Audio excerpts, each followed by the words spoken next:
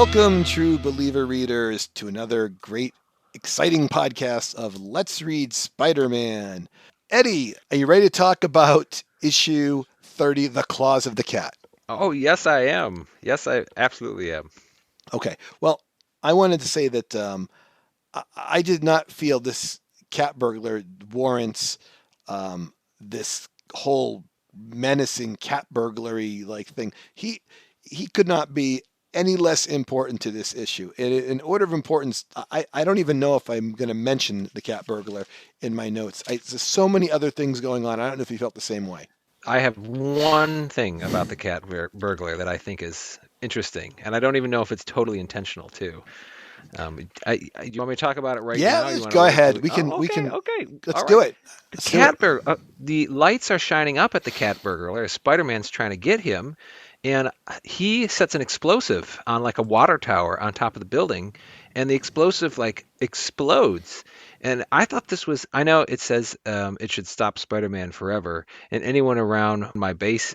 And I feel like this was a moment. I was surprised Spider-Man let this water tower just fall down on all the spectators below. Like I thought this was a very clever thing for the cat burglar that I don't think we've seen too many times where he endangers just your kind of normal pedestrian moving around watching stuff in a big way. So I just thought this is a clever aspect of the cat burglar and how he's fighting Spider-Man. This yeah. Uh, okay. Yeah, it's just the burglar. You know, again, I have a little knowledge of the cat burglar, limited, but cat burglar will return, Oh, not as the cat burglar. all right. Little teaser, little teaser. So you're gonna be like, hey, wait a second. Like it's the same way that like Foswell comes back as Patch as opposed to being the big man. You know what I mean? Right, right. Like you'll see the same Oh person man, again under different. Foswell. Okay, All so here right, we go. go. You Eddie, go this for it, issue James. begins with Betty's. Basically, it's her post-traumatic stress disorder. I mean, that's just what it is. From the Scorpion, and hat-loving Aunt May is hiding her dizziness in the beginning. She's still dizzy. She was dizzy last issue, if you recall. The cat burglar rips off J. Jonah Jameson, and Spider-Man tackles some gang trying to steal from Stark Industries, which was foretold again in the previous issue. They mentioned it when Foswell was discussing with J. Jonah Jameson. J. Jonah Jameson offers a $1,000 reward. Eddie, that would be $8,500 in today's money. Hmm? Peter wants the reward. Liz Allen runs into Peter and says, "Hey, do me a favor. We're friends. We haven't seen each other in a couple issues. Could you just stop Flash Thompson from following me?" What do you? Are we going to talk about this? Can we Yeah, stop right there and this talk is I about this? my I'm stopping right here. Let's. What do you? Flash, I mean, this is totally stalking. What are you doing, Flash? Like, she this is paints Flash in such a terrible light here. Like he is stalking someone 100%, and like they both know it too. She's trying to get away, and he still won't stop. He's just like blatantly doing it too. I really like this. This puts a whole new aspect on Flash for me in these few panels here, where he's like, yeah, I'm just gonna follow her to work. Get out of my way, Parker. I can't get over it. For me, what about you, James B. For there? Well, I think she's running too, and she says like she's running. She sees him, and she's like, "Hey, I haven't seen you since graduation." And then he's like, "Oh, you look great." And she's like, "Please." She's like, you don't have to pretend you care about me." And he's like, what are you talking about?" And she's like, "Never mind. Hey, would you hook me up?" And my boyfriend from every other issue ever I'm running and he's sneaking up behind me. And since you and him are like have such an interesting relationship, why don't you get in the way of this mix up here? It's just a weird thing to throw in the middle of the story. Can you think, Eddie, how this is going to be helpful in the story later? I mean, mostly like a confrontation between, like for the story, Peter and Flash. Obviously, like it gives him the ability to become Spider-Man and then like go back to Peter Parker, and Flash can like attest that he was there the whole time. But I can't, if Liz Helen is running away from him, this is even worse. I can't really get over this very well. Like this is just not good behavior in any way, shape, or form for Flash. It really paints him in like an atrocious light for me. So, And all right. this solves no purpose at all in this issue. there's nothing in this issue that needed Flash or Liz to appear. I mean, this is, at, if anything, this is a setup for something in the future. I mean, there's it does nothing. He's actually following a burglar, which isn't the right burglar. He runs into Flash, slows him down for a minute, and then he goes. And it's not like, oh no, Flash slowed me down. He still catches the burglar, and he gets back to Flash, and then he walks away from it. You know, he gives him a fake place, tells him that Liz works at Dillon Department Store. You know, so oh well. Hey, I'm just gonna keep going because the next section here, the next 4 pages, yeah, there's some stuff going on in the next 4 pages, but all I need to talk about is that Ned Leeds proposes to Betty, and Betty reveals to Peter that she would never be attracted to someone too adventurous. Now, this has been brought up earlier when she was excited that Peter was like hiding behind a desk or something, that she was really attracted to that. And Peter's, not super adventurous. The only thing I want to talk about in this whole section is on page 12, Eddie, there's a scene where Spider-Man is standing on a wall with one arm holding 4 guys up in a web. And I throw it back to you. Anything you want to talk about? I, I mean, this is huge. Like Betty's just like, and she accepts the proposal, right, James B? Did I read this correctly? Right? Do you want me Like, to? Can I give you a little? You know, sure. Go ahead. you will not find out if she accepts it or not for 1 full year of comics. Ooh, wow. All right, all right. Well, the fact that she's like says that Peter's too like become too adventurous. She's been proposed to by a guy that like went to Europe for 6 months or whatever. I mean, that's not like a homebody particularly. Some guy gallivanting around Europe being a reporter, I would say too. That's just a little bothersome for me. And then I know you didn't say anything about Foswell, but like J. Jonah Jameson's got Foswell like Foswell, go to your underground, criminal networks, and like it's just like it's baiting Foswell back into like being a criminal. I really think J. Jonah Jameson is like a really bad thing for Foswell. If in fact, I mean, we know he was very mysterious at the end when he took that package out from under his desk. But J. Jonah Jameson is not good for Foswell going straight. He constantly refers to him as being a criminal. He's such a terrible guy. All right, I'm ready to move on. And there's just so much in this issue, though, for me. I, I like that your big takeaway is J. Jonah Jameson, terrible guy. Terrible. I know we already know that, but like every time I see this guy, terrible. Eddie, the burglar story is boring. I'm reading this issue and I'm expecting Spider-Man's just going to catch the burglar. He's going to get the money. Okay, I'm wrong. I admit it. He doesn't actually catch the burglar. The cops catch him one of those quirky ways at the end where the burglar sort of like dopily surrenders to the police. But Peter's just kind of being a jerk. Still now a little bit to Betty. Like I said, and you won't find out if you were a kid who got this issue, and you're like, Mom, I need the next issue. I need to find out what happens with Betty and Peter. Like I said, you're buying 12 more issues before you find out. Of course, Liz Brutal. Allen's job that she's, he said, hey, she works at Dillon Department Store, but you won't find out what Liz Allen's job is for 100 issues. I found that out. Try to do my research on Liz Allen's job, and it's 100 issues away when it's Just a revealed. little time. I was Wow. like, I don't ask why I was looking up her job, but this is the thing I did. When I finished this issue, and I was like, okay, I need to get some notes down on this, and I was writing some notes down. I didn't even realize that the master planner is even in this issue, and that's supposed to be a big plot line. Eddie, do you have any idea that the master planner appears in any way in this issue? I am so confused. I wanted to go back to these guys in the purple suits with like the gas masks on and just like understand who they were. And like, is the master planner the guy in his apartment? He's like got the calendar in front of him or whatever. Well, if you go to Could you page, explain anything? sure. I can't get it. So if you go to page 12, there's a guy in a truck being driven by a guy in a green hat. And the guy in the truck is the guy who's got the looks like he's wearing like a gas mask. It's all purple. Yeah. And I'll give you some lines here. He says, blast the luck. Spider-Man caught the gang we hired to pull the bank job for us. I knew the cat shouldn't have trusted anyone except his own gang. It says, get going. I'll have to report this to him right away. The guy's like, gotcha. He's like, they botched the caper, boss. He's talking now in the truck in 1965 through like some kind of truck radio. He goes, but there's one good thing about it. they're just hired hoods. They won't be able to spill the beans about us. And then the master planner says, that's true enough, but Spider-Man is beginning to be a nuisance. It might be necessary for me to take steps to stop him before he becomes too dangerous to my future plans. So Eddie, the master planner, is concerned about Spider-Man. And my teaser is, Eddie, you've met the master planner before. God, I this was so confusing for me. So, and I mean, James, when they say the cat, they refer to the cat. You know, the That's the man. burglar. I was like, wait, are these guys hired by the burglar who said he was just like a two-bit nobody? You know, it was. There's a lot of confusion because we don't actually see who's in charge of the guys in the purple, like when they're in the purple here. So for me, see, it says like only the cat could have thought of a scheme like this.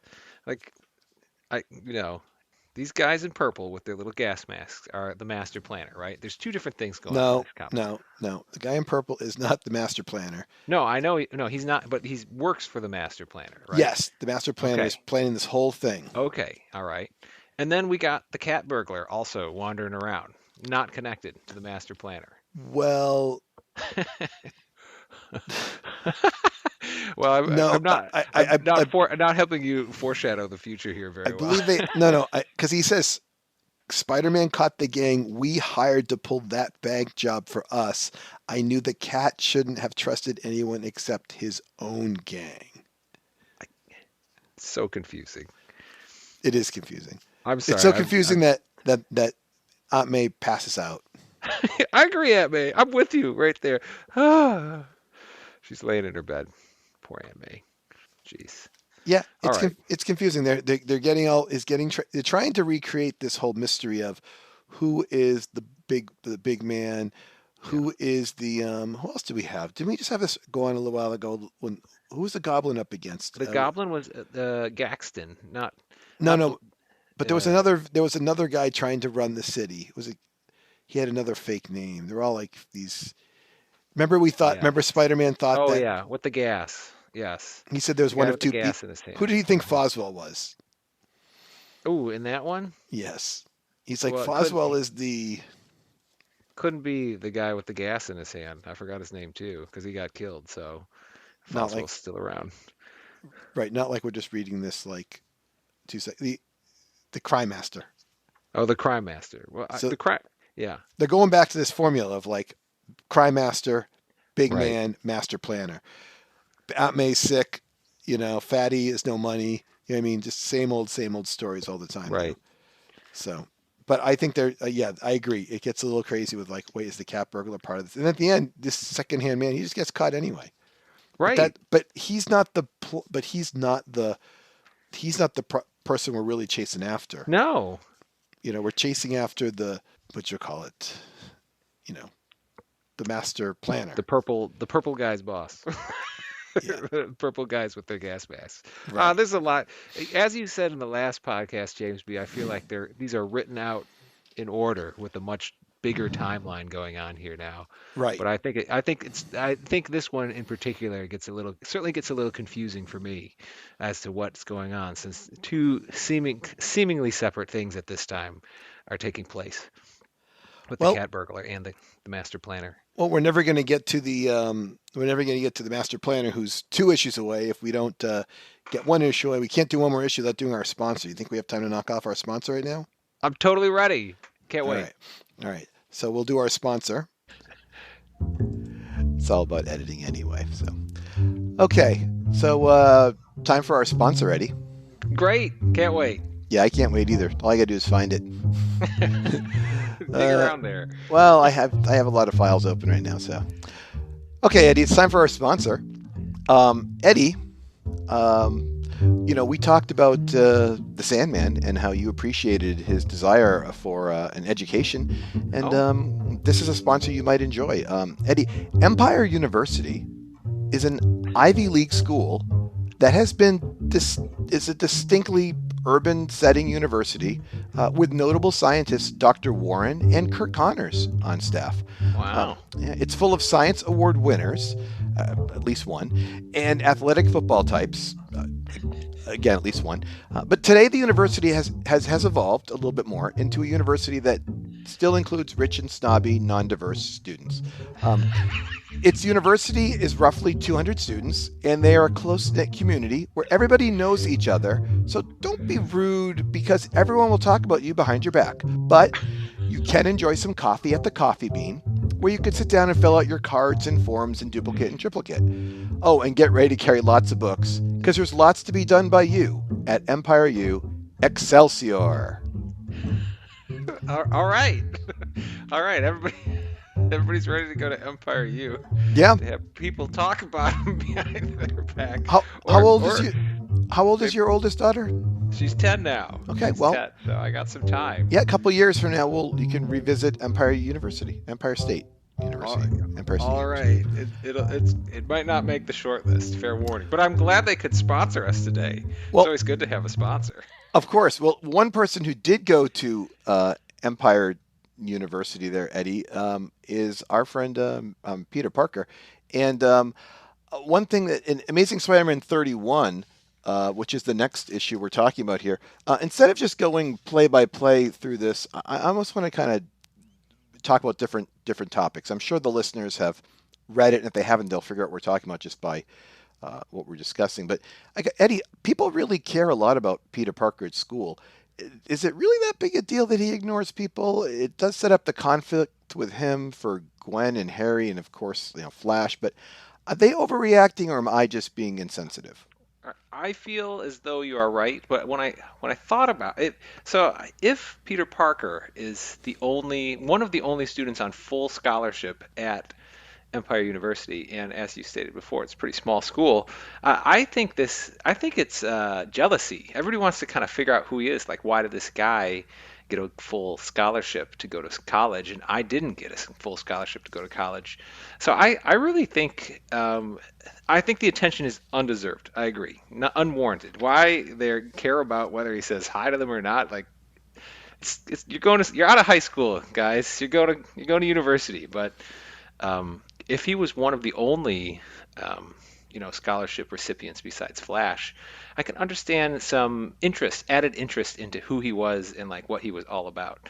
So, I don't know. It's pretty childish for university. That's for a university, I would say for sure. Yeah, there is a gentleman. If you remember, there's a guy who's I don't know if it's also the same guy on page 8 and page 9. But he's got like a shirt with an O on it, which maybe it's the universe. I don't know their mascot, by the way. That's this school. It wasn't in the sponsor, but maybe the Owls. But he's like, hi Pete, how's it going? He's like, there's Peter Parker. I met him at registration. A real nice guy. And then later he's like, wow, how wrong can you be about a fella? What a brush off he just gave me. It's like, wow, that guy. He's just shocked. He doesn't. You don't get a second chance at Empire. So you Yeah. gotta. So, Eddie, how about you? What did you notice in issue 31? I mean, I was like you were talking about a little bit there. With the crowd. I was impressed that Gwen Stacy was so interested in Peter Parker as being the. This is not typical. I don't know. It doesn't seem typical for the beauty queen of Standard High to be most interested in the science scholarship recipient. So it's interesting to see her interplay with Peter very early on, being so interested. And then when he gives her the cold shoulder, I mean, he doesn't mean to give her the cold shoulder, but she's like, "How dare he brush me off? No one ever does that to me." So it's an interesting introduction of Gwen Stacy, and a lot of interest from her, seemingly kind of not your typical partnering right there. Did you notice this, James B? Gwen Stacy being particularly Yeah, out and about for Peter Parker? different people will draw different characters, and characters will look different. Like, the Peter Parker that's drawn in 1965 will look differently than the Peter Parker drawn in 1986. So I actually spent a lot of time kind of looking at Gwen Stacy because she looks very different I don't want to like go too far ahead. 100 issues from now, she looks very different. And I was looking at her thinking she looks so much more mature. And again, they're dressing her up to be very much like you said, the beauty queen, the model, where later Yeah. she'll just be the blonde girl. She'll sort of drop down to regular level. But yeah, she was overly interested in him and overly understanding. Like, there's always a character who always gives Peter a break when everybody else is dumping on him, and Right. often it's the girl who's going to follow that path. One thing that was not super significant was that I noticed there's a line that he says, Spidey says a line, not even a jaywalker or a litter bug is out tonight. He says it on page 13 here. That was the exact same line that came up on page 2 of Annual 2, and I went back and checked in the Doctor Strange Annual. He's looking for a jaywalker or a litter bug. So I wanted to let you know that whenever I see somebody crossing the street jaywalking, I think, man, it's a good thing Spider-Man's not around because he is hunting down those jaywalkers and litter bugs. You know what I'm saying? Yeah, it's a good thing he's not there to. I mean, bored as could be. It's only like in the annual he was bored as could be. So you better watch out, jaywalkers and litter bugs out there. Um, Why don't you jump poor in and get Spider-Man. Why don't you jump in and give me one more good thing about 31 before I close it up with my All right, negative all right. comment? Well, I'll say my one more good thing about 31. Foswell is in action again. I will consistently say that J. Jonah Jameson is. Could there be a worse job to get as an ex-con coming out? J. Jonah Jameson's always like, Foswell, use your shady contacts to go and figure out what's going on. Poor guy. He's trying to go straight, and he's just finding himself back in the situation he was before the whole time. And then I'll say one other thing too, just before we're done. When I looked at the opening and they dive underwater, the Master Planners troops. I mean, you ever watch James Bond, Thunderball, James B? I have seen Thunderball. I think it came out not too much before this comic, so a lot of similarities there. Them diving into the water um, for the Master Planner. What's your last one, James B, about this one? I think this I think this particular issue, even though it's the intro to Peter going to college slash meeting Harry Osborn slash meeting Gwen Stacy, I think this is just like the filler issue of this run of comics between 30, 31, 32, 33. I think they're like, hey, we could do this in 3 comics, and then they're like, you know what, let's just make it 4. I think this is just a big stretch out. I think 31 is just a setup issue. It really is. It's the worst of the 4 issues in this run. Well, I'll agree there, but I think it's better than a lot of issues we've read before. There's a lot of character development in seeing Peter go to college and such too, and of course Aunt May gets sick in this one too. So Peter has to grapple with Aunt May's illness. Oh, That happens. Aunt May gets sick. When did that happen? Oh, I'm Didn't that? sorry. Every issue that the Human Torch wasn't in, which means that like 5 issues maybe she's been sick, and he's appeared in the other 27. All right, fine, fair enough, James B. I'm ready for 32. All right. Well, you know what? We don't have time for 32 right now. We're gonna have to do that in our next episode. But thank you for doing issue 30 and 31 with me, and I'm gonna close it up for us. Okay. So hey, I'm James B. This is Eddie. Yeah, and please stick with us and find out what happens in 32 and 33 because I assure you they're way better. And just like the mascot and the school motto over at Empire State University, I just like to leave you with Excelsior. All right, fine. Goodbye, listeners. Thank you for listening. Goodbye.